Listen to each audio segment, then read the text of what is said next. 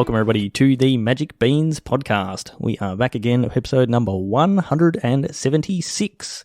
I'm your host tonight, and my name is Shorty, and I have no beans on the line with me, but a special guest. Tonight we have Mr. JayMudd. How's it going, mate? I am very well, thank you, Shorty. How are you? I'm also doing very well. It's very good to hear. It's been quite a while since we've seen each other or spoken, but ages since we've had you on the podcast. I think you said you've been on here at least twice, maybe 3 times. If I'm not mistaken, last time you guys made the mistake of allowing me on the podcast, I was talking about the lore. The history of the lore of Magic. Deep on the lore with Chewy, yes. I had to force Chewy. Chewy had to give me the wind-up about 80 minutes in, and I was just getting going. So you haven't welcomed me back since. Look, what are we talking about today? Well, we've got you on today for a very special episode for Doctor Who. So we're going off the Magic train again. But Vorthos. This could be another very long one. We will see how we go. But yeah, glad to have you back again. Always a pleasure to have you. And if you want to get carried away and make me edit a 2-hour episode, well, it might not come out till Friday or Saturday. There we go. Feels unlikely. I could chew your ear off for 2 hours back, Doctor Who, as you well know. I just haven't done the research. Yep. No, I'm sure there'll be plenty for us to talk about, so we will get into that. We've got a couple of quick topics to hit on first, and then we'll get into that. But before we do, Mr. JayMudd, you get to do the sponsor shout-out. So who are the sponsors of the Magic Beans? I feel very honoured to shout out for our mates Josh and Pat's MTG Bazaar. Their website, jpmtgbazaar.com.au, but I know them from their Facebook space, where one gets to pop on and bid for individual cards, and I believe you could just buy them outright too if you're there at the right time. Is that right, Shorty? That is correct, yes. They have their Win It Now lots. Awesome. Pat puts them up with a price, and you can just grab what you want. If you're like me, the only real fun to be had is trying to pip Chewy at the post, or these days, perhaps Chewy's beanbag at the post. Yes, Jen. There's lots of fun to be had there. Yep. She actually won a giveaway from Pat not that long ago, which is quite interesting. I missed that. Yep. But well done, Mr. JayMudd. You got the sponsor shout out, so yeah, go and check him out. Bid on some stuff and tell them that the Beans sent you when you do win something, and yeah, get in on all the giveaways. So let's get into the first couple of topics. We had an arena championship. Now, you did mention to me earlier on you have not really super been keeping up with current state Magic, but there was an arena championship on, I think it was actually last weekend. Do you know what they are, the arena championships? I remember the arena championships, yes, but it's been a while since I paid attention to them. Yeah, same. I mean, they are effectively the equivalent of the Pro Tour, like the Paper Pro Tour, but on Arena, but they just don't seem to attract the same sort of prestige. They're smaller events as well. They're only like 32 players, so yeah, I don't know. They're just not quite the same. They still have coverage, they still have commentary, all that sort of stuff, but not quite the same. But yeah, we had one quite recently, which was Historic and Wilds of Eldraine Draft. And it was taken down. I thought Cracker was going to be on the podcast, and I'd be super excited about this. Taken down by Sinya Saito on Is It Wizards. Oh, nice. What on earth is going on with Is It Wizards? We do have a deck list here, JayMudd. It's basically just the wizards that you would expect. You know, your Dreadhorde Arcanists, your Soulscar Mages, Balmors, and then a bunch of spells. Wizard Lightning, Sleight of Hands, Reckless Charges, Expressive Iteration, all that sort of good stuff. There is one Alchemy card. What's that? In this deck list, which is a card I've never heard of. We don't really talk about alchemy, but we're gonna talk about it twice tonight. We're getting right off the rails.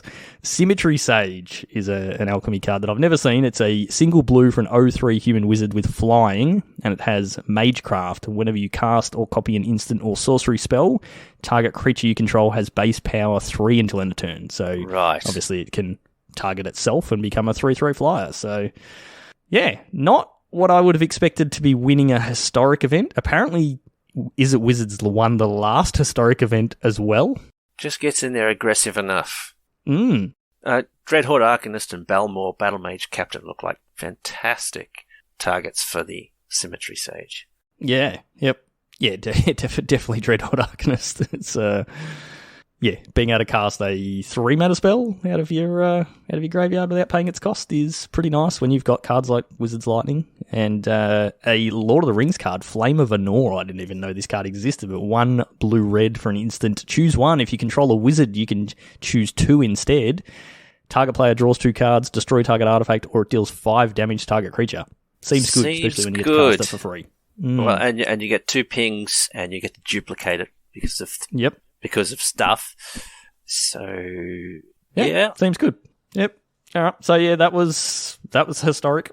We've not touched historic for ages. We probably won't again for quite a while. So if you are playing historic, I would definitely be going and checking out that deck. I mean, if we were playing historic, I would definitely be playing that deck. It looks like a lot of fun and it's right in my wheelhouse. But yeah, we're kind of not. So on with the next thing. More alchemy. It's not Doctor Who. Are we talking about Doctor Who yet? No, we're not quite there yet. Okay. We have more alchemy things to talk about, which is not the best. But after the historic event, they came out and rebalanced a couple of cards. Now this is interesting, not from the alchemy point of view because we don't really care about that, but just interesting from a Magic point of view. The 2 cards that they rebalanced are Orcish Bowmasters and the One Ring. Now I know you haven't been keeping up super with Magic stuff lately, but these 2 cards are having a huge impact on the Modern format. So interesting to see that they've decided to rebalance these because they are quite strong in Modern. Remind the viewers, because I'm totally across it. Remind the listeners. Remind the listeners and you. Bowmasters. What does Orcish Bowmasters do? So previously, it's a 1 and a black for a 1/1 Orc Archer with Flash. And previously it had an ability that was when it enters a battlefield or an opponent draws a card except for the first one they draw in each of their draw steps, it deals 1 damage to any target and then you amass Orcs 1. So you make an Orc token and then if you've already got the Orc token then it just gets bigger and bigger like we had with the zombies a while ago. So fantastic in Modern. People... so you could flash it in, you could kill like Ragavans, things like that. Like anything that had 1 toughness, any Llanowar Elves, any sort of Mana Dorks, anything with 1 toughness, it was just no good in Modern because you just flash in your Bowmasters and ping it down and you get a 1/1 Orc and a 1/1 Amass token. So very, very strong. And then obviously if you're playing it in response to some sort of card draw spell, then it becomes bigger and so on. In Legacy, super powerful. So in Alchemy, they have taken out the enters the battlefield trigger. So it is now just your opponent has to draw that second card. Right. So that definitely puts down that power level of the Bowmasters. That was all about the ETB.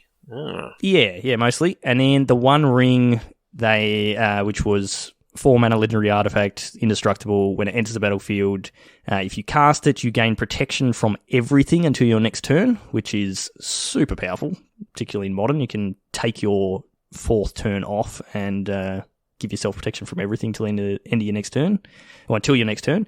And then it's got the beginning of your upkeep, you lose a life for each burden counter on it, and you can, previously, or in Modern, you can tap it, put a burden counter on it, draw a card for each burden counter on the ring. So in Alchemy, they have put a 1-mana tax onto that, which I think does make quite a big difference, because previously you could play it on turn 4, and in your opponent's turn, you tap it, you draw a card, you get to your turn, you can tap it again, draw 2 cards, lose 1 life, and then draw 2 more cards off of it. So you could basically get 3 cards out of it for 4 mana and 1 life, and that was plus the protection, which is pretty nuts. And it's definitely why it's seeing a lot of playing in Modern.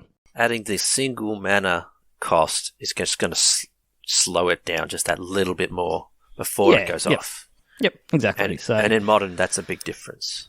Yeah, I mean, this is just for Alchemy. This is not what we're seeing in Modern, but it is just interesting to see that they have hit these 2 cards, and does that signify that Wizards thinks these cards are too powerful, and potentially they will get a ban in Modern when they're not the current hot in print product, and Wizards feels like banning them. Who knows? But we'll see. But that is enough Alchemy. We don't need to talk about it. Good thing they can adjust the One Ring rather than having to ban it. You wouldn't want to be in the seat of the person who has to ban the One Ring. No, not after printing that set. So, Not after selling that one unique one for however much. Yeah, $2 million or whatever. Yep. All right, so that's a couple of topics we wanted to touch on. We're gonna basically spend the rest of the episode talking about Doctor Who. Now, Hooray. I'm pretty excited about this. Both you and I are buying the Commander set, so we have 4 Commander decks for the Doctor Who, and they are about half new cards, I think, from memory. There's a bunch of reprints. There's a bunch of reprints with cool Doctor Who art, but yeah, there's a whole bunch of new cards, and I got to say they've really, really hit it out of the park with these sets. They are very, very good. Very, very cool deck list. Very, very cool cards, cool art, cool naming. Just, if you're a Doctor Who fan, you are all about this. Now, I thought we probably should qualify why we have you on here to talk about this, JayMudd. Now, okay. I came to your house whenever that was. I don't know, probably a year ago now. You hosted me for dinner, which was very nice with your family. We played some Magic, and that was good. And then you showed me your pride and joy in your garage. Not my Magic collection. No. Not your Magic collection, no. What was it? It was my Doctor Who book collection. So I don't collect anything silly like Magic cards or who would do that? Statuettes or Warhammer figurines. No, I've got shelves and shelves and shelves full of Doctor Who novels. Going back how far? Oh, they're going right back to 1963, Shorty. Yes. So I've got a couple of the originals from the first time they decided to publish a Doctor Who story in novel format, yes. Yep. Yeah, very impressive collection, and you had a bunch of like DVDs and all that sort of stuff as well. But yeah, not so excited about those DVDs. No. Who's even got a DVD player these days? Exactly. It's very difficult to play. Yeah. But so if you're not a Doctor Who fan, you may want to tune out now. But I think you still want to hang around and listen. We're going to obviously talk about the cards themselves and get into some Doctor Who specific stuff. But if you don't even know anything about Doctor Who is a British show. It was on the BBC. It started in 1963, so it is 60 years old. This year we have some 60th anniversary episodes coming out that I'm quite looking forward to, which is pretty nuts to say that a show is 60 years old. That's pretty impressive. There was 25 or 26, I think, series of the original that 26. Came out from 60s, 70s into the 80s, I think. And then, the show got, numbers dropped, and it kind of got a little bit out of fashion, and it got cancelled. I think there was then a movie somewhere in the middle there. There was, and then it got rebooted in 2005 with Christopher Eccleston playing the Doctor and Billy Piper as the Doctor's companion, and it did really well, and it's been running ever since then with a whole bunch of different Doctors. If you don't know, like, what Doctor Who is, the basics of, who Doctor Who is, like, what is Doctor Who? Well, give us the quick rundown of, what Doctor Who is, JayMudd. It's really interesting to sort of consider Doctor Who as the quintessential British hero, because he exists in stark contrast to the other quintessential British hero, James Bond. Right? Yes, very much so. Everyone knows James Bond. Well, the Doctor is very British, even though he's an alien, and he doesn't solve his problems with violence and by killing people and sneaking around, and he solves his problem using his brain, ostensibly. So he's the British hero that wins the day through solving through communication and magical science fiction-y fantasy solutions, which of course none of us could ever replicate because he's an alien from outer space with advanced technology. But that's not the point. The point is he's non-violent and he's a nice guy. And most of the time he's a nice guy. Yeah. So the Doctor has, as you said, I sort of hadn't really thought about that, like being opposite almost to someone like James Bond. Yeah, he doesn't have a gun. He never uses guns. Or I think he holds a gun in one episode. Really? He has a screwdriver, a sonic screwdriver, which is it's like a wand almost, like a Harry Potter wand. The amount of things you can do with a sonic screwdriver are impressive, except for open wooden doors, as gets referenced plenty of times in the show. But it's a screwdriver is a tool that you use to fix things. You don't break things or kill things or whatever with a screwdriver. You use it to fix things, and that just like really sums up Doctor Who. It's a really positive show. It has a lot of interesting themes and sort of subtext and commentary on social issues and things like that. But at the end of the day, it is a pretty light-hearted and drama / comedy type thing. But yeah, really fun, really interesting, and great. The key, I don't know if we've actually mentioned it. The key thing is that, of course, he's got his magic time-traveling TARDIS. So Yes. It's time and space. It can go anywhere and anywhere. And as a result, the show's creators over the course of 60 years have taken sources of inspiration from just about every genre for, the given adventure at the time. And Yeah, that's all part of the fun. Your favourite companion and doctor could one day be very science fiction-y in outer space, taking on space pirates, and then the next day be dealing with drug smugglers in 18th century English backwaters. Yeah. That's definitely all part of fun. They're the same characters progressing through many different genres. Yeah. So you have the Doctor. So the Doctor is, as JayMudd said, is an alien. He's from the planet Gallifrey. He has two hearts. He is a Time Lord.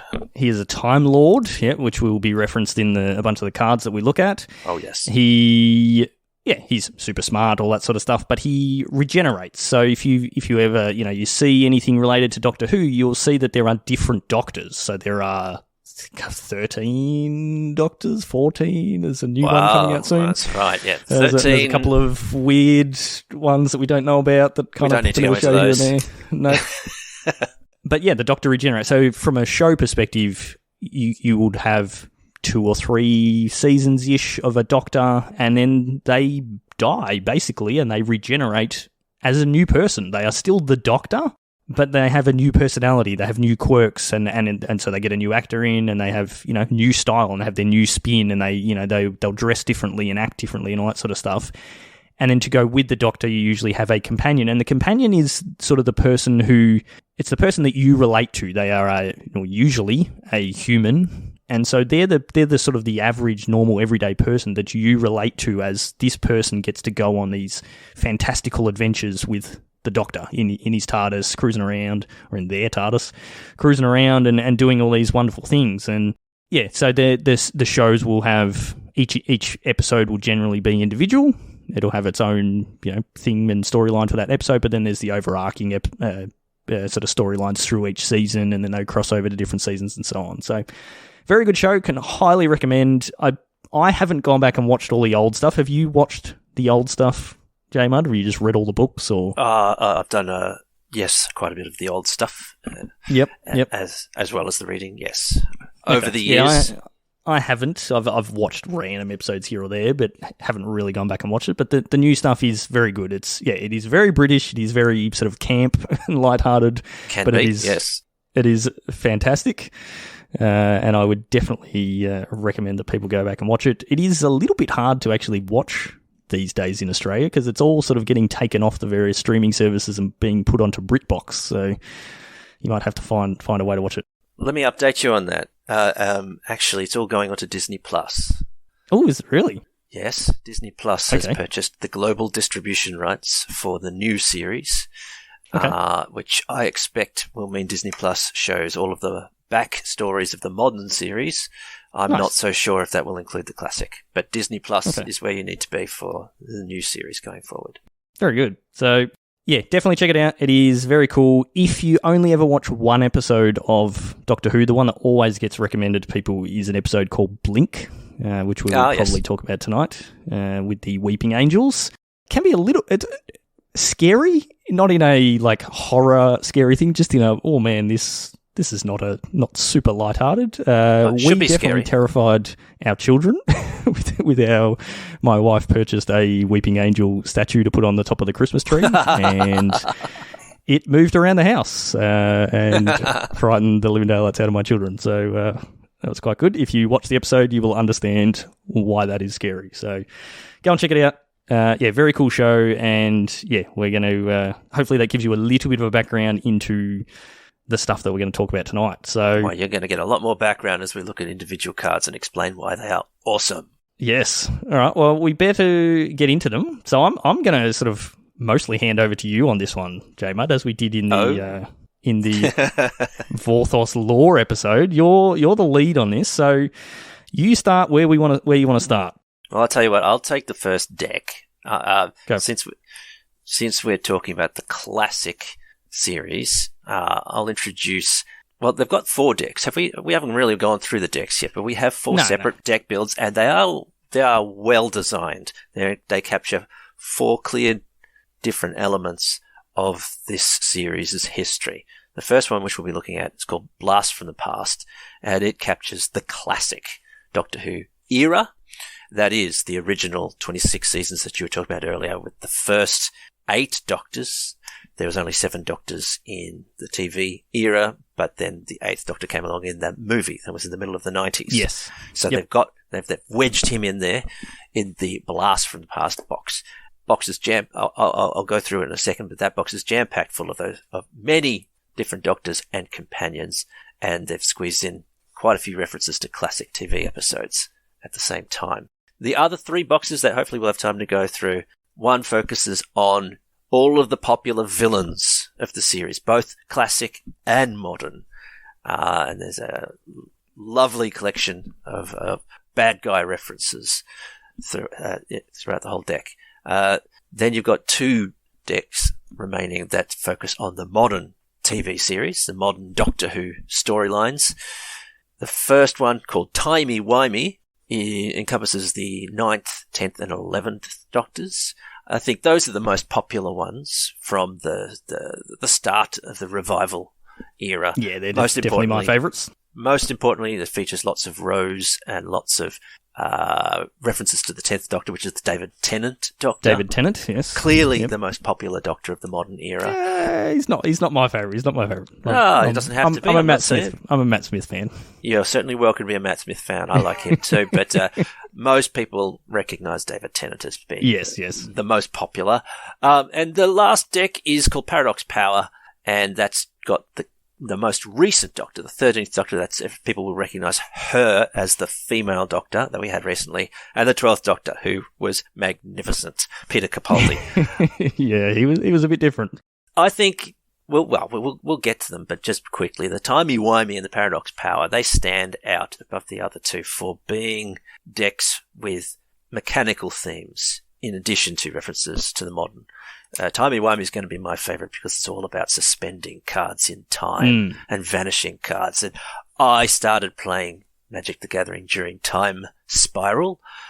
So there's no coincidence that I really enjoyed discovering Magic during Time Spiral because I had lots of mucking around in time, and I've always been a fan of Doctor Who. So now we've got Doctor Who cards. Of course, they've got full of suspended cards and vanishing cards with time counters on them, so I'm looking forward to playing that one. Paradox Power is all about casting cards from exile and being rewarded for that. Not just from exile, casting cards from spaces other than your hand. So you get rewarded for casting them from the graveyard, from exile, from on adventure. There's a few other things like that. And that's sort of all within the idea of what a paradox is. Anyway, let's quickly go through the Blast from the Past deck, right? This is full of classic Doctors, 8 of them, and a bucket load of companions. Guess how many companions there were in the classic series over the course of 26 seasons, Shorty? I would say maybe 18? Good guess. I have no idea. I didn't count. But okay. Lots is the answer. Well, you're going to score points on the quiz you're going to do tonight. No. There are lots and lots of companions, yeah, there was definitely a lot. Yeah. And quite a lot of them have been represented in this deck build. But not all of them. There are many from the first 2 Doctors back in the 1960s that they haven't bothered to represent with a card. And even a modern one, actually. I'm going to give a shout out to one of the later companions. Her name was Mel and was one of the 7th Doctor companions. And no one likes Mel. Poor Mel. She doesn't even get a magic card. But every companion from the 3rd Doctor, the 4th Doctor, the 5th Doctor, the 6th Doctor, and the 7th Doctor are here, except for Mel. So, wow. That's shed a a tear serious for slap in the Mel. face. Yeah. Shed a tear for her. So this deck is chock-a-block full, as you can imagine, with legendary creatures. Every companion is a legendary creature and every doctor is a legendary creature. So if there is a mechanical theme going on here, it's about rewarding the player for loading up on legendary creatures and all of them with their own special abilities, of course. There's a number of cards that support bringing doctors back from the graveyard or digging them out of the library and putting them in your hands or cheating them into play. For example, there's a reprint card here called Day of Destiny, which you may recognize, which says it's a legendary enchantment, and it says legendary creatures you control get +2/+2. So, given that your deck is absolutely full of legendary creatures, that's... Well, I just looked and there is literally one non-legendary creature, which is displaced dinosaurs. Yes. Every other creature in the entire deck is a legend. So exactly. I'm seeing a lot of references to historic cards. Yes, that works with the colours. This deck is... Artifacts, legendaries, and sagas are all historic cards. Exactly. And so if they're not a legendary creature, they are artifacts. The artifacts are fun, but I'll mention one or two of those. And there's a good collection of sagas. I love the sagas in all 4 of these decks. They're my favourite bit because, as is appropriate, the sagas represent specific stories, and the stages through the sagas, most of the time, really hit the spot for flavour-wise for representing what went down in that very popular story. And the artifacts are a lot of the artifacts are reprints, sort of staple commander artifacts, but you've got a couple in here which are specifically Doctor Who, like the sonic screwdriver, the TARDIS. TARDIS is worth a mention here. It's a 2/4 flying vehicle, as it should be, with crew 2. So that means pretty much any Doctor can single-handedly crew it. And it says whenever the TARDIS attacks, if you control a Time Lord, which is the Doctor, the next spell you cast this turn has Cascade, and you may Planeswalk. Now, Planeswalk, that's something we haven't mentioned in this, but these commander decks come with planes, as in like plane chase planes, which I've never played with. Have you? No, I've never played Plane Chase, but I'm about to. Yeah, well, apparently so am I. Which is, so the idea being that whenever, I believe, whenever one plays Plane Chase, every single, there's always a plane which all of the players are occupying at a given time. So if there's a Planeswalk event, then it changes the planes. But the planes have always got a static effect and a chaos effect.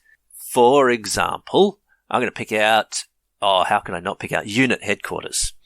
Picking out Unit Headquarters from this deck says when you Planeswalk to Unit Headquarters and at the beginning of your upkeep, create a tapped 1/1 white soldier creature token. So basically, so long as you're sticking around in Unit Headquarters, all the players start accumulating white unit soldiers, which makes total sense. Yes. And if chaos ensues, then put a +1% counter on each creature you control. So I'm assuming there will be cards that reference chaos ensuing? Yes, I've seen a few of those. I don't know what that means. But... Yes, there are some cards which ensure that chaos happens. Yes. Sure. I would assume probably a bunch of the bad guy cards. Yes. Actually, one off the top of my head, there's one of the villains I remember noticing that she was responsible for triggering chaos. I'm going to mention the art on Unit Headquarters. It's wonderful. All the plane chase cards are very, very cool. It's worth mentioning all of the cards, not just the original Doctor Who cards, but all of the reprints have unique Doctor Who flavoured art of that reprint. And so if you know what you're looking for, even the rare lands have a subtle reference to a specific episode in them. So, if you're a Magic fan and Doctor Who fan, you're on cloud 9 flicking through these things. Yeah, absolutely. And there's little bits of flavor text everywhere that's just like, oh, goodness me, that's, Yes. this quote from this episode, and yeah. I have been enjoying myself. The picture of unit headquarters that I'm looking at right now is the classic unit headquarters building being disappeared into the negative universe from the Three Doctors classic adventure. So I love to be able to look at the art and know exactly which classic episode it's from, and so they've rendered that one quite well. I want to have a special mention in the creatures because, as I said, they've rammed in 8 doctors and a bucket load of specific companions. But there is a couple that stand out because they're not companions. You've already picked up on the displaced dinosaurs. That is a reference to a Third Doctor adventure where dinosaurs end up in modern day 1970s London. And so, and it says, as a historic permanent enters the battlefield, remember that could be a saga or a piddly little artifact or soul ring or arcane signet. So any historic permanent entering the battlefield under your control whilst you control this 7/7 dinosaur becomes also a 7/7 dinosaur in addition to its other types.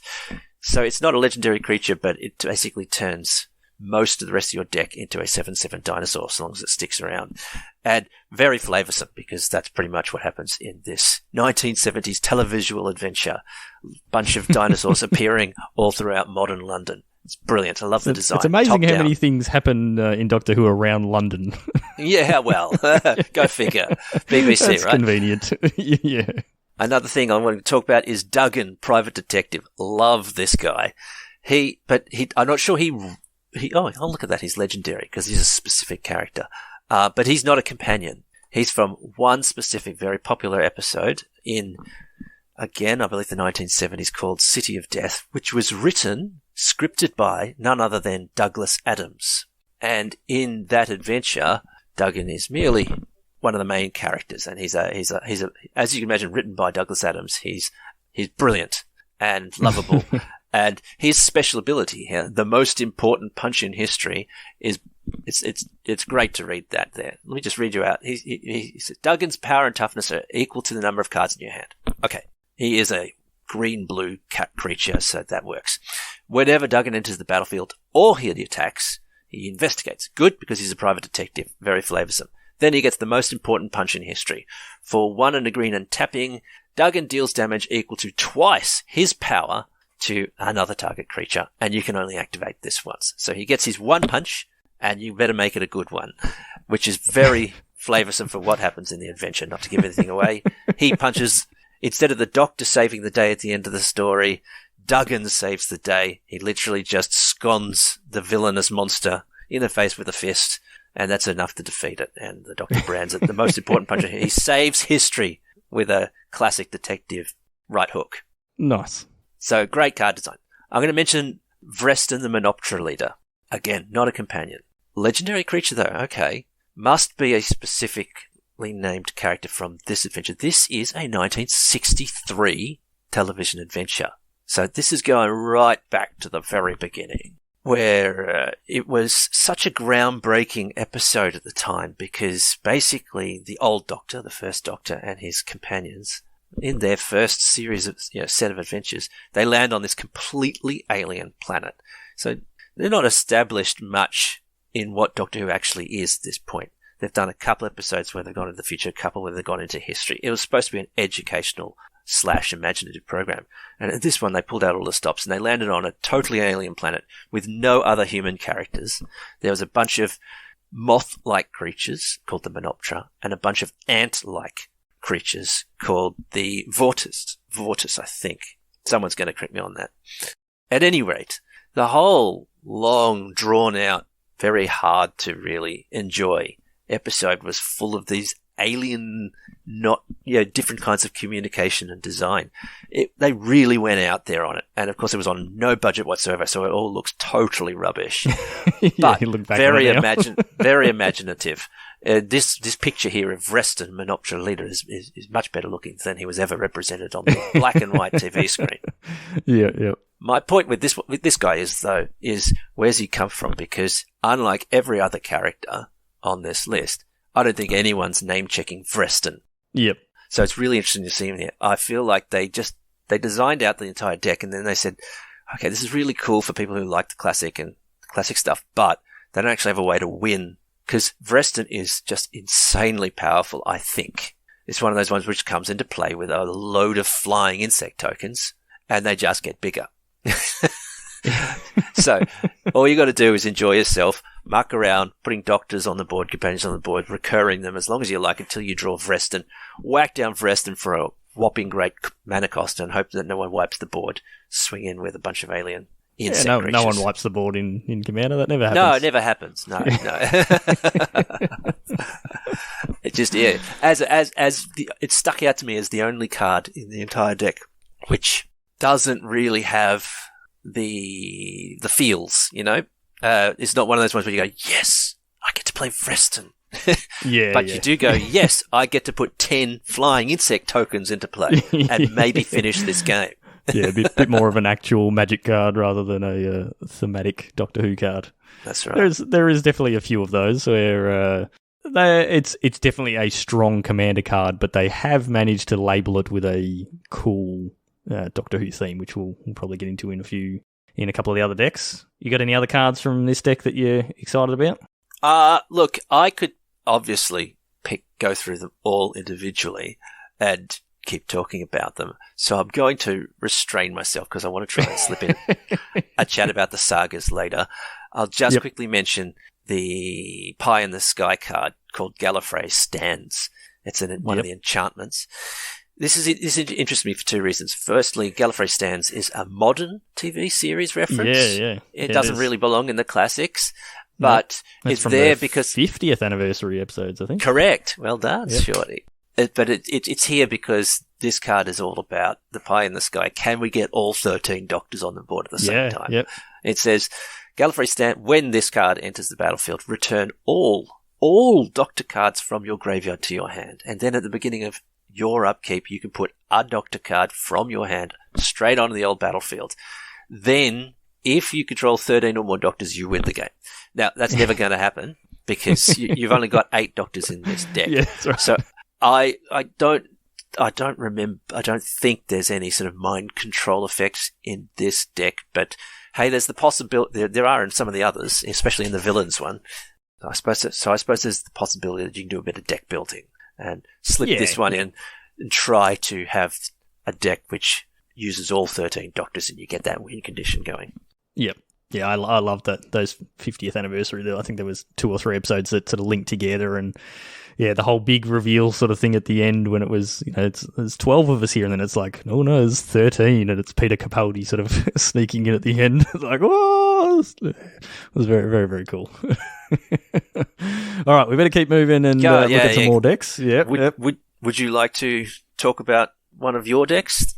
Yeah, absolutely. Yep. So I'll take the timey-wimey deck. So yeah, I didn't watch the old Doctor Who, like I said, but kicked it off with the new series. And so the timey-wimey, as you said, JayMudd, this is probably the most well-known Doctors. So this is the 10th Doctor, who is David Tennant, and Rose, who is Billie Piper. And they were together for quite a long time on the show, like 3 or 4 seasons, I think, and then and had a very heartbreaking departure, which is represented in one of the cards in this set. I can't remember which one it is. I think is it Farewell? Is that the one?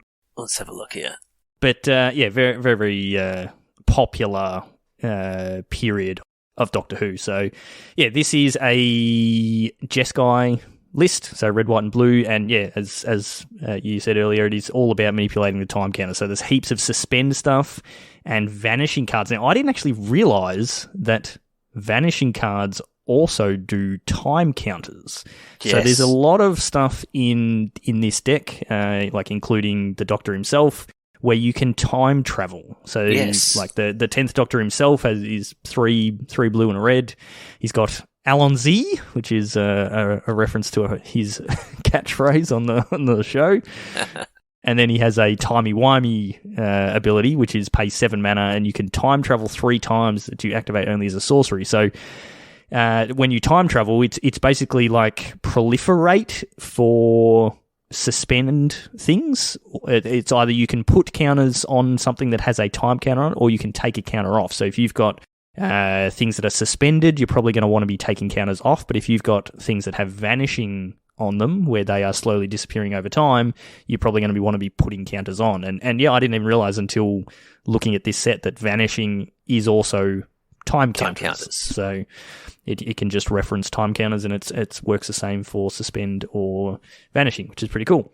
But yeah, going through this deck list, it's like, goodness me, there is just so many beautiful people experience. And things from episodes and references. We've got wibbly wobbly timey wimey, which just sounds like absolute gibberish, but this is a scene from the Blink episode with the weeping angels, where the Doctor is, and there's a quote on the flavor text of the card that is from David Tennant from the show.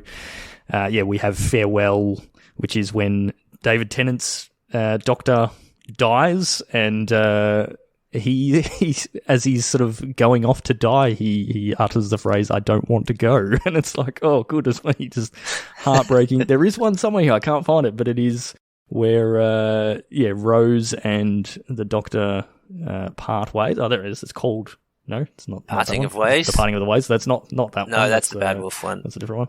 But yeah, plenty of really cool stuff in this deck. There are actually some really strong cards in here that are likely going to see play outside of these commander decks. So we have Everybody Lives, which is love that, a reference to an episode with the Ninth Doctor, so in the first season in the new set, which is super freaky. If you go and watch it, people get turned into people with gas masks, like World War II, I think it is, gas masks, and there's a little creepy kid that's walking around looking for his mummy, and it's very creepy. But there's a big sort of thing towards the end of the episode where the Doctor is like, not today. Everybody's going to live today. Like they're all going to survive this. But yeah, this is a super, super powerful card that's being talked about quite a lot. It's 1 and a white for an instant. All creatures gain hexproof and indestructible until end of turn.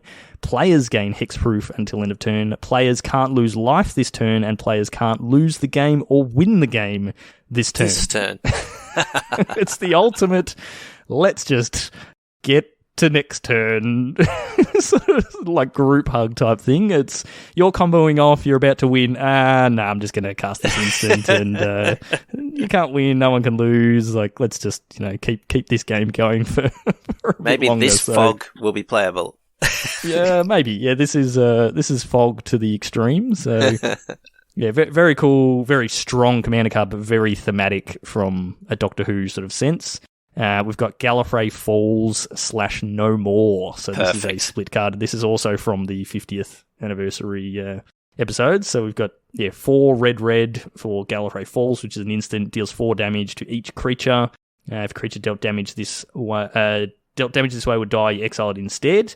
And then it's got No More, which is an instant for 2 and a white. Any number of target creatures you control phase out. So it is a fuse card, so you can play both sides of it if you want. So you can obviously phase out all your creatures and wipe the board, or you can just sort of keep all your creatures alive, which is obviously quite strong in Commander with all the board wipes kicking around. And then we've got the Pandorica, which is a Matt Smith episode. This is... I can't even find the card now. It's, down the bottom of the artifacts. Artifact, 2 and a white, legendary artifact. You may choose not to untap the Pandorica during your untap step, and you can pay 1 and a white, tap it, untap another target non-land permanent, then it phases out. It can't phase in for as long as the Pandorica remains tapped. When the Pandorica becomes untapped or leaves the battlefield, that permanent phases in, activated as a sorcery. So this is removal. You can basically lock something down for as long as you want. And then when you go, I don't care about that threat anymore, I'm going to let it untap and remove something else. But again, super, super strong, but super good reference to the show. The Pandorica is this fancy box that gets built by all of the Doctor's enemies. to trap the Doctor because they believe that the Doctor is the biggest threat in the universe, and he's what is causing the universe to blow up, basically. So they trick him into this scenario, and they trap him in the Pandorica, and then there's a whole way that he figures out how to get out of there. So yeah, very cool. Bonus points if you manage to use the Pandorica to lock up Rory Williams.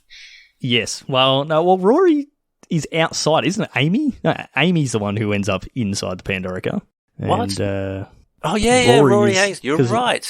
Because she needs Rory fixing. Sits there and waits for 1,000 years. And but yeah, we've got all the good companions. Astrid Peth, who is the actress who plays Astrid Peth? JayMudd, do you know? That would be Neighbours actress, famous for Neighbours. Kylie Minogue. Kylie Minogue, thank you. Kylie Minogue manages to sneak onto an episode of Doctor Who. And Kylie Minogue is now snuck onto a magic card. I'm sure she's on a magic card, the pinnacle of her career. Yep, very cool. Yeah, Donna Noble. You got the 9th and 11th Doctors as well. So Christopher Eccleston and Matt Smith. Rory and Amy, bunch of good stuff. The face of Bo, yes, Sally Sparrow from the Weeping Angels. It's very, very, very cool. So hang on, where's Captain Jack? Is he here? No, he's not. Where's Captain Jack? Is he in the other one? There's got to be a Captain Jack. Maybe Outrage. He's too good looking to put on a magic card. No, got to have Captain Jack. Well, he's the face of Bo, very, very, very cool. Yeah, that is the face of Bo, Captain Jack. We do not know. Unconfirmed. Can I give a special shout out to the Trenzalore Clock Tower? Yep. As a legendary land. Tap to add blue, put a time counter on it, and then you can do 1 and blue and tap it, and then remove 12 time counters from the Trenzalore Clock Tower to exile it, and then shuffle your graveyard and hand into your library and draw 7 cards. Activate only if you control a Time Lord. And of course, that references the point at which Matt Smith, Doctor, the final Doctor, is reborn into the Peter Capaldi 13th Doctor, because he'd run out of regenerations. He'd run out of lives, theoretically, and so but without going into the details, he was gifted a renewal of all of his lives. And I think this card represents that moment quite nicely. Yeah, it's very good. Yeah, I just like things like there's a bunch of talismans in these decks as well, and they're all represented by different things. You've got like David Tennant wearing some 3D goggles. There's like Peter Capaldi's electric guitar and different things like that. So yeah, very, very, very cool. So we could definitely go through every single one of these cards and get excited about the episode that it's from. But no, let's move on. You got another deck you want to go through? Yes, I get to talk about the villains, Masters of Evil, which is a dreadfully fun-looking deck full of very expensive to cast, dastardly creatures and plans, recognizable foes from both classic and modern series, and a lot of payoff for working with artifact creatures. As those who are familiar with the show would appreciate, there are a lot of Daleks and a lot of Cybermen in this deck, and both of those very much count as artifact creatures in the world of magic. So there is a keyword which is represented on many of these cards, deliciously so. It is called Villainous Choice. Because a lot of the bad guys, the fun, recognizable bad guys in Doctor Who history are classic villains. They are megalomaniacs that, that you love to hate. With their big plans. They're all the flavor of these cards is mostly brilliant, and a lot of them give the player, the card's owner, the ability to make their opponents make a villainous choice, to choose between which is the lesser evil that they want as a result of this trigger. So, for example, the commander of the deck is Davros, who is the creator of the Daleks. And he offers a villainous choice. What does it say here? At the beginning of your end step, create a Dalek, blah, blah, blah, blah, blah. It has all these things. Then each opponent who lost 3 or more life this turn face a villainous choice. So each opponent who lost 3 life this turn, they must choose between you drawing a card or they themselves discarding a card. It's a fairly simple villainous choice, but it's an interesting choice to make. I like, from what I can see, all of these villainous choices are interesting choices.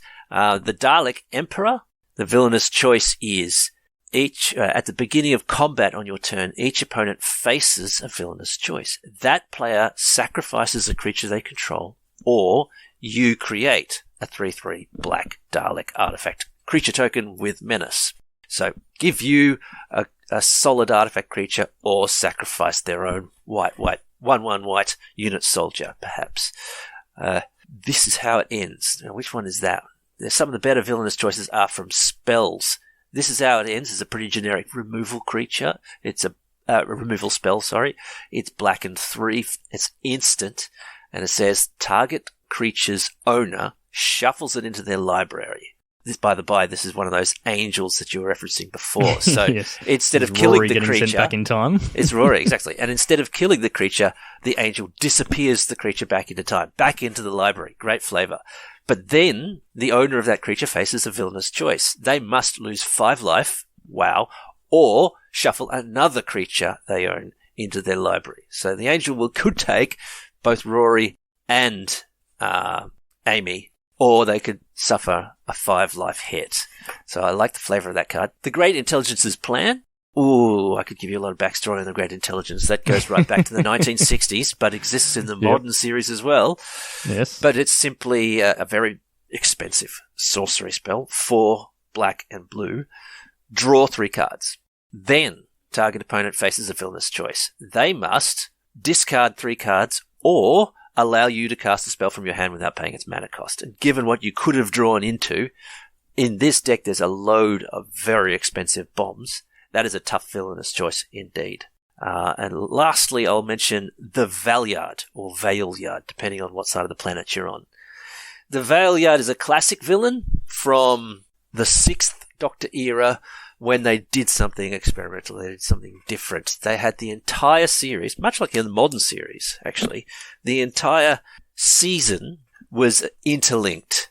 So they had 4 separate adventures, but it was interlinked with this overarching story whereby the Doctor was on trial in the courtroom. It was a courtroom drama, believe it or not, and the Time Lords had him on trial for interfering unduly with things outside of the Time Lords, basically for meddling in the affairs of other planets. The Valeyard was the classic bad guy. He was the prosecutor. I don't think I need to spoil any more of that story for you, because I know you're going to want to watch it. But he's great. And his little effect here is if an opponent would face a villainous choice, they face that choice an additional time. Equally, while voting, you may vote an additional time. So this is a commander thing. There are a number of cards, I think, across all the decks, which do include a bit of multiplayer voting. And so the Valeyard forces you to double your choices, double your decision making, and double your voting. I think that's very on character with him, actually. Yeah, very cool. Yep. So I want to mention, yes, the Daleks and the Cybermen. This deck packs a punch. If you can get some of the Daleks on board or some of the Cybermen on board, there's a lot of reward for it. A lot of these artifact creatures have Myriad, which I had to look up. It's a commander keyword. It means if this creature is attacking someone, then you can temporarily create duplicate tokens of that creature so that a copy of that creature attacks every other opponent, I believe. Yep. Is that what that means? Right. So yeah, pretty much. Yep. If you've got one you attack one player and then you create a token that's attacking every other player. Yeah. So you just got to make sure you can attack the player which can't block your creature, and then every other player you get a free hit on. And so there are a number of Daleks that have Myriad attacks attached to them, and you end up with a load of Daleks around. It's fantastic. It's flavor there. But I'm looking here at Cyberman Squadron. Very expensive. 7 colorless mana, 5/5 Cyberman artifact creature. And it says, non-legendary artifact creatures you control, which are most Cybermen and Daleks, they all get Myriad. So that gifts Myriad to them all. But there's another one here which gifts what's the really painful keyword that delivers inflicts loss of life on the defender if you choose to block the creature. Got no idea. It was you block this creature and it does 2 damage to the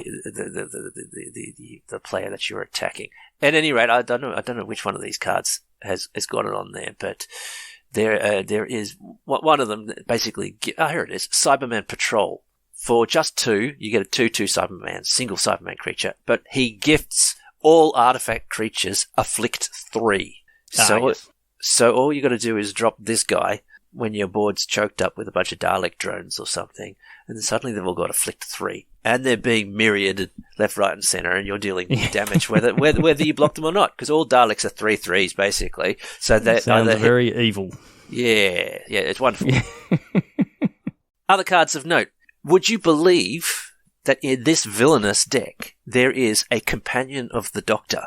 Is there really? Yes, there is. What have we got in here? If you look closely, you will see that for 3 and a black, there is a companion of the Doctor called Vislaw Turlo. Ooh, I love this. This is close to being this companion. Yeah, he's from the 5th Doctor era. Okay. This is close to being my favourite card design in the entire set, because they had the balls to design this character as he should be, and that is a treacherous person who made a deal with the Black Guardian in order to backstab the Doctor after the Doctor accepted him as a companion. Right. Okay. And he stuck around. The log story is that he got over it. He got away. The Doctor helped him get out of his deal with the Black Guardian, and ultimately he learned. He worked out the Doctor was a cool guy to hang out with for a while. But he learned his lesson. Yep. He learned his lesson exactly. But this is a great card, and it really captures the guys. And he is one of those creatures in Magic that you can gift the opponent because it's not cool to have. I like it. So he's 2/5. He does a deal with the Black Guardian, and when he enters the battlefield, you may have opponent gain control of him. If you do this, it's goaded for as long as they control it, which basically means he has to attack someone, but not you, each time it's time to attack. At the beginning of your end step, which is now the person who's controlling him, draw a card. Then lose life equal to the number of cards in your hand. So you can choose, you don't have to, you can choose to give Turlo to an opponent to force them to draw cards and lose life from however many cards they have in hand. So it feels like a great card to gift to someone who's got 7 cards in their hand. Gonna kill them pretty quick.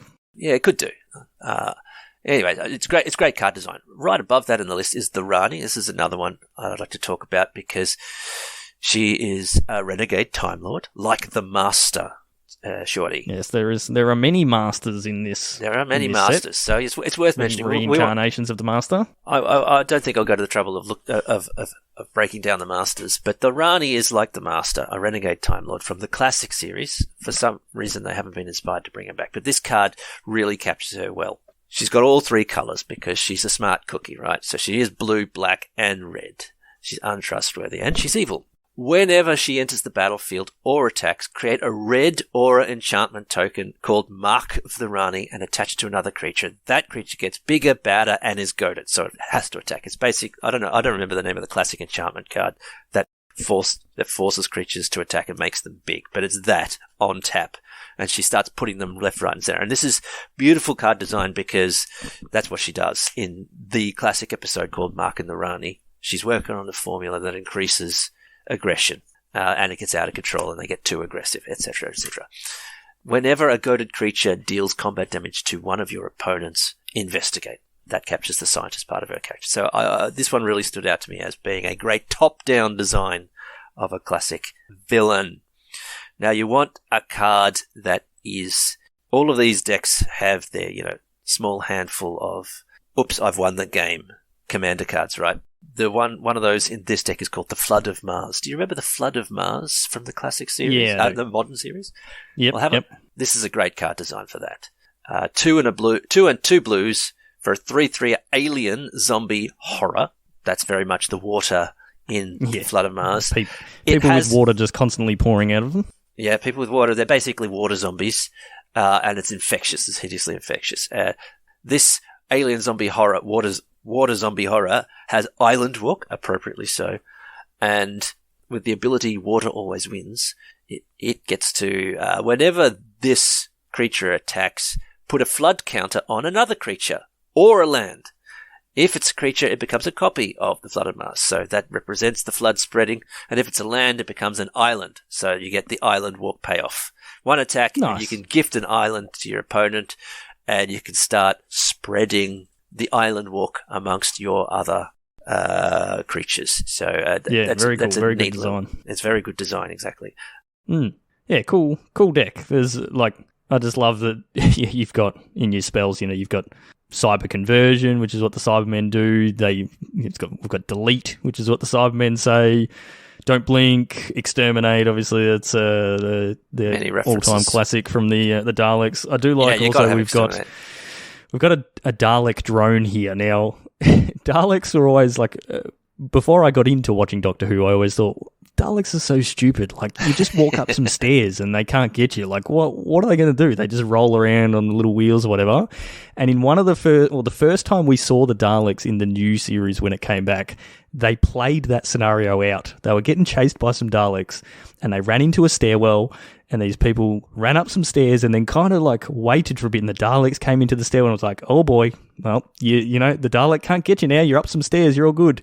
And all of a sudden, the Dalek just floated up into the air and the flavor text on this card is a picture of a flying Dalek is elevate.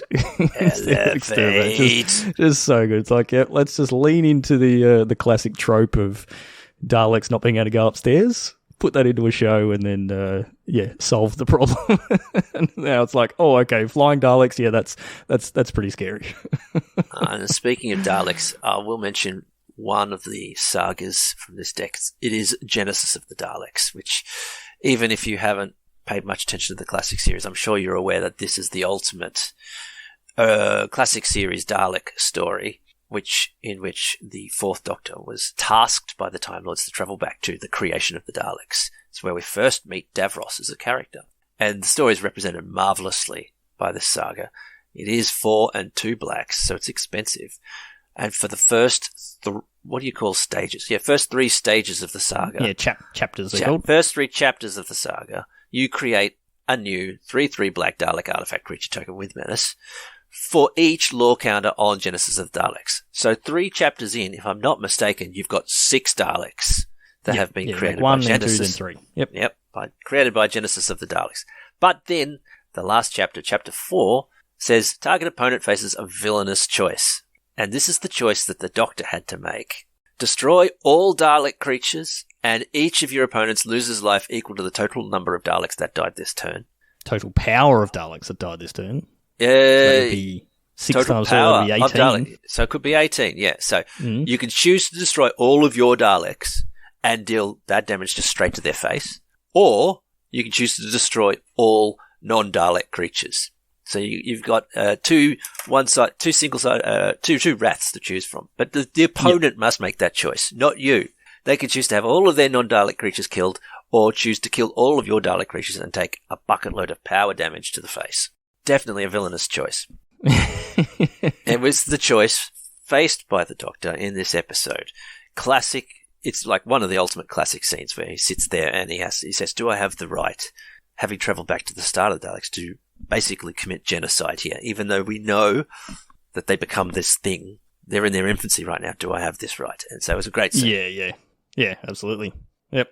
Move on. All right. Well, I'll get into the last deck. So Paradox Power. So this is the teamer list. So red, green, and blue. And yeah, this is looking at the most recent Doctors, not including the one that we haven't seen yet. The who will be the 14th Doctor, but the main commander is the 13th Doctor, who's Jodie Whittaker. So the first female Doctor that we got to see, which was some surrounded by a little bit of controversy when it happened, but she did a fantastic job. Was really good.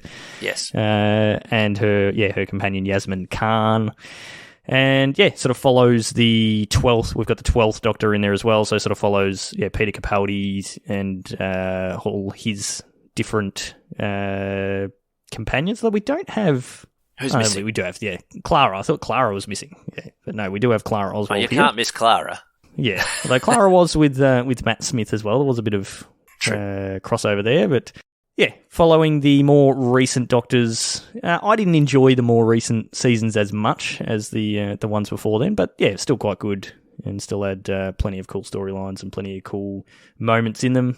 So yeah, a few cards from this one. I might fly through this one a little bit quicker. We are getting a little bit long as we thought we would go, Mr. JayMudd. How did that happen? Oh, I don't know. Yeah, someone likes to talk about Doctor Who. We have Riversong. So Riversong is actually the Doctor's wife. So she marries the Matt Smith Doctor, actually. But then he's played out a fair bit in the 12th Doctor's series. So she's 1 blue and a red for a 2/2, and she's a human Time Lord rogue. She's not technically a Time Lord, but she does a lot of time travel. Spoilers. So she has a... Yeah. Yes, spoilers, very fitting. Yeah, she has a device that she can do some time traveling, but her abilities meet in reverse. You draw you draw cards from the bottom of your library rather than the top. I don't think we've ever seen that in Magic before. That is very, very strange. And she also has spoilers, which is her favourite saying.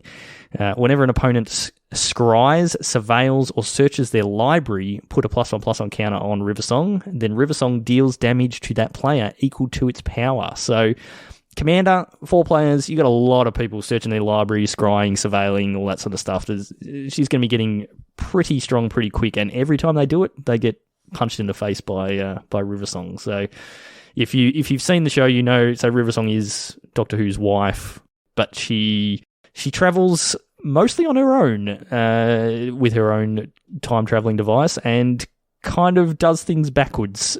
She has a diary, which is also represented in this deck. We have Riversong's diary, and every time she bumps into the Doctor, it's always a case of, okay, where are we in time? Where are we up to? And they're sort of going in time in different directions, which is quite interesting. We've got Flatline, which is a spell from an episode where people get sucked into the walls and become basically paintings stuck in the walls.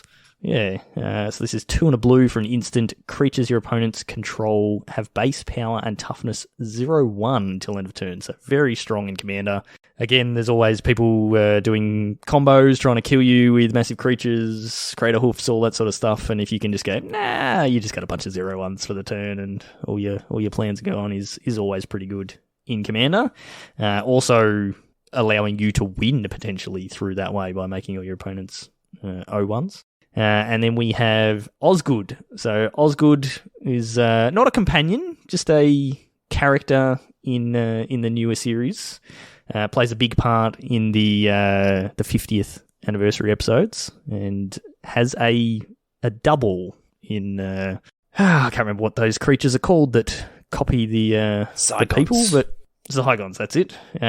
So she is Osgood, Operation Double. 4 mana, 2 blue for a 2/2. When you cast this spell, create a token that's a copy of it, except it isn't legendary. And has tap at a colourless. Spend this mana only to cast an artifact spell or activate an ability of an artifact, and has an ability Paradox. Whenever you cast a spell from anywhere other than your hand, investigate. So yeah, the main theme of this deck is Paradox. There's a whole bunch of adventures, foretelling, cascading, there's a bit of suspending, there's rebounding, retracing, a lot of that sort of stuff. So you're doing a lot of casting things from zones other than your hand. And then you have a bunch of things that sort of give you bonuses for doing that. You know, when you cast a spell from a place other than your hand, you deal extra damage, or you draw cards, or you investigate, or whatever. So yeah, very cool theme. And a bunch of very cool cards in here as well. Any you want to highlight from this set? Oh, this yes. Deck? Yep. Oh, yes. Oh, look, a quick, easy one for me. This was actually in the other Doctor deck as well, I think. No, the other modern one. Psychic Paper. I think this is a fantastic, flavorful design, if not very impactful card. It is an artifact equipment for just 2 mana and equipping for 2. And it says, whenever this becomes attached to a creature, choose a creature card name and a creature type. The equipped creature gets Ward 1, it can't be blocked, and its name and creature type are the last chosen name and creature type. So obviously you can reattach it and rename it. So they've found some funny words to say. Basically, you can't give it multiple names and accumulate multiple names.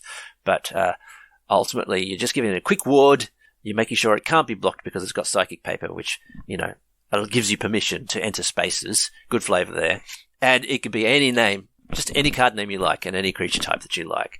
So it's not just a shapeshifter gift. It's also a card. It's like it belongs in the unsets. You can change the creature card name.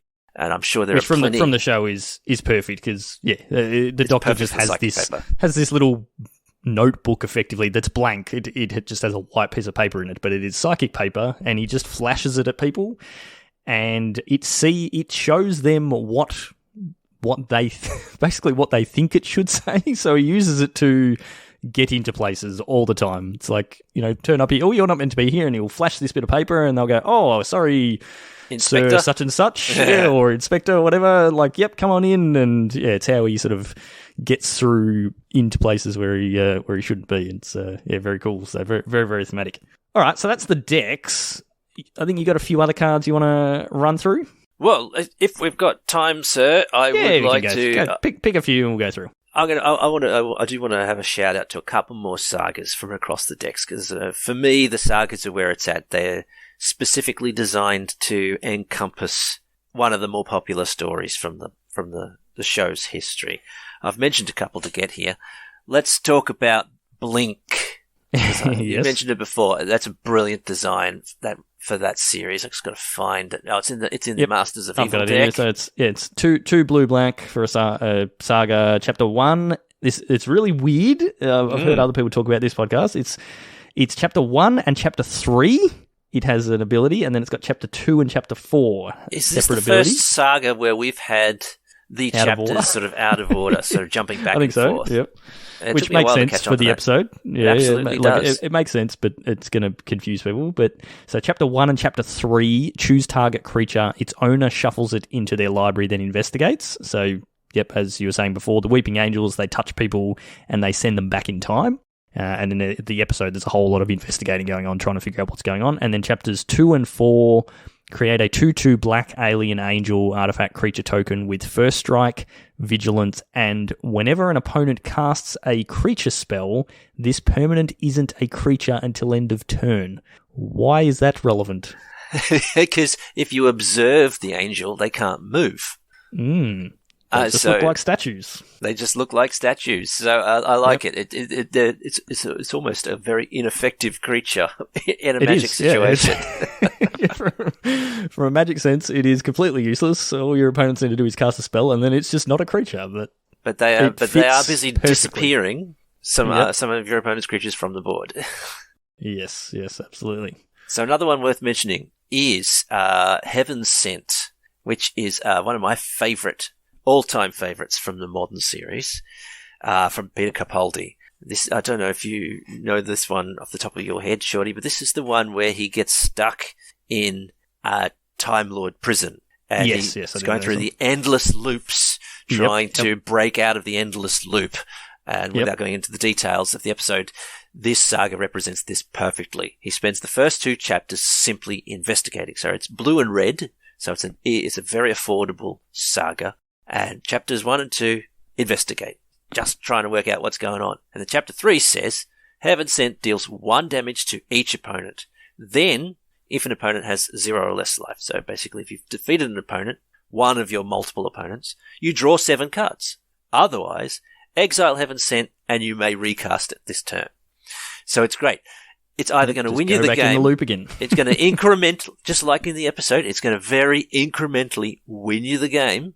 Or you're going to get out, as soon as you get one of your opponents, you're out. You're escaped and you get 7 cards and you're way ahead. And I think this beautiful card design, top down, representing what happens in that episode, in that Time Lord prison. Yep. All right. Maybe one more will do us. Day of the Doctor. Please. Thank you, Shorty.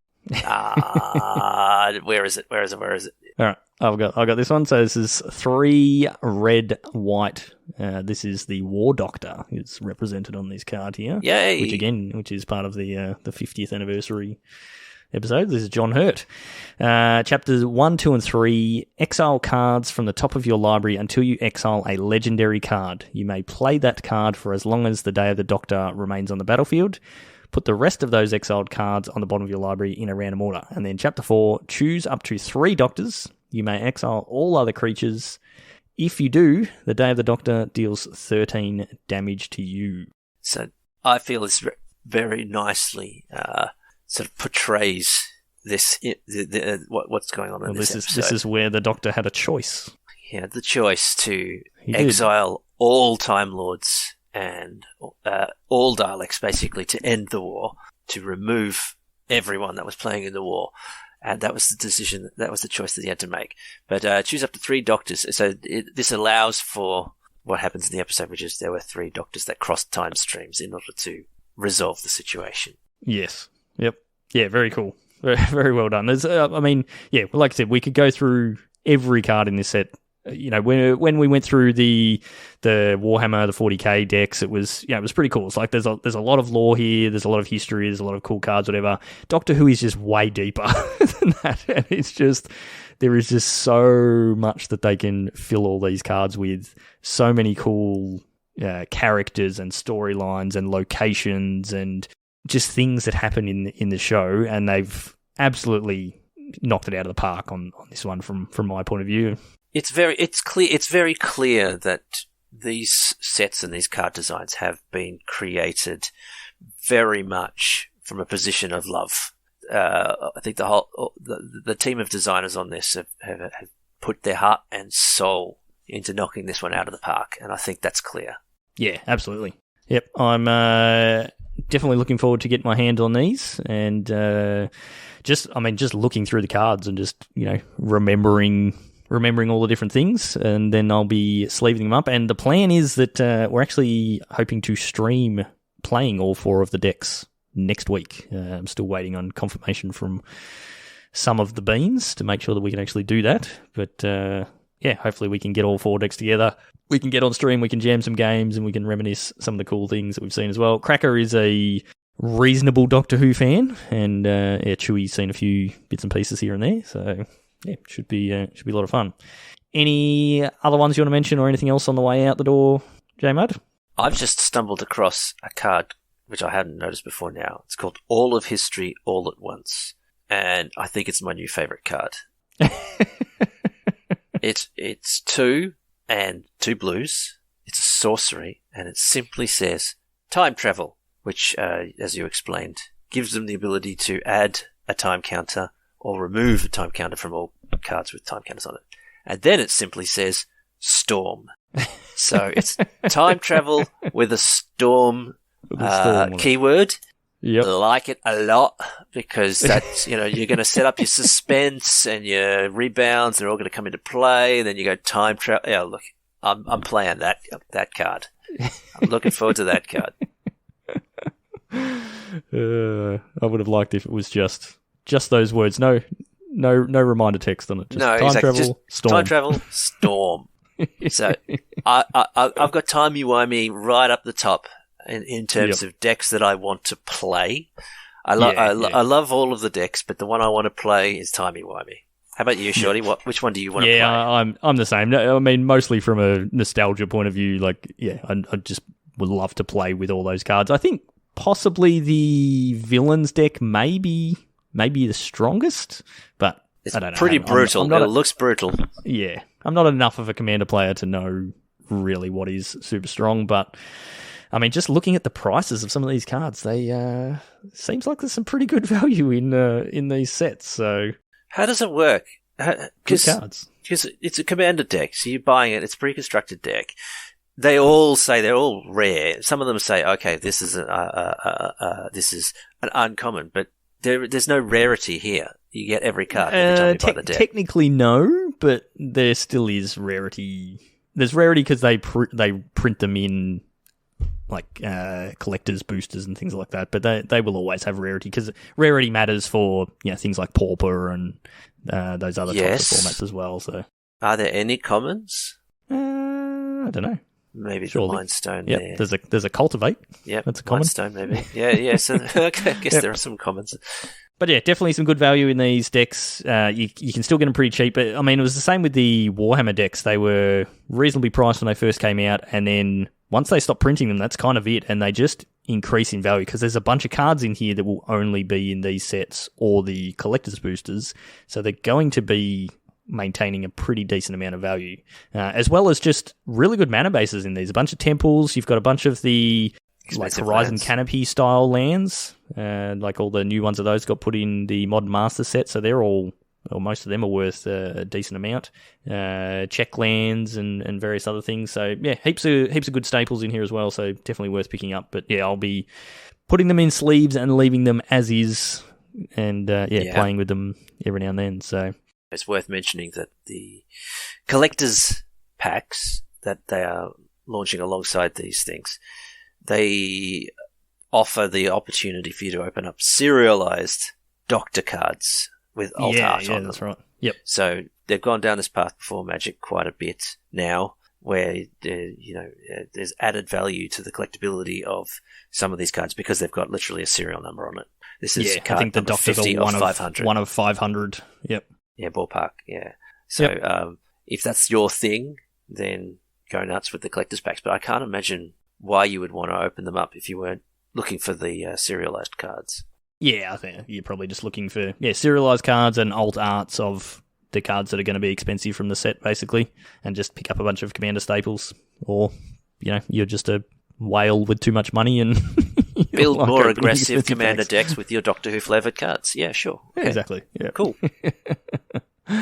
All right, so that is going to do us for this week. The usual wrap-up. We do have our league still ticking along, JayMudd. Another couple of weeks left to go in that, so make sure you get in and play some matches. I still need to play a few more. I've done a few, but definitely need to get in for some more. So that finishes, or the stage 1 finishes on Monday the 23rd, so you've got effectively a week and a half to try and get as many matches done as you can. Go. Before we kick off into stage 2.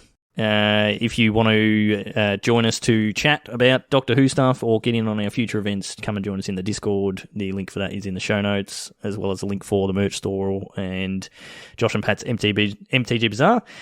If you want to find us anywhere, you can just go to magicbeanscast.com and you'll find our links for YouTube, Facebook, Twitch, and Twitter. If you want to find me on Twitter /X, I am at Peace Inc. And you are JayMudd. I'm not really on X all that much anymore. So if you want to chat to me, pop into the Discord and I'll see you there. Exactly. I'll create a Doctor Who channel. Sounds good. All right. Well, yeah, thank you very much for joining us, JayMudd. It's always a pleasure to have you on here, and I'm sure we'll find another topic in the future to get you back on for. And as always, huge thanks for the work you put in with the tracking of our tournament series. My pleasure. That means I don't have to do it, so it's very, very much appreciated. That's going to do us for this week. Thank you as always for listening. Stay safe out there, and we will see you all next time. Cue theme song.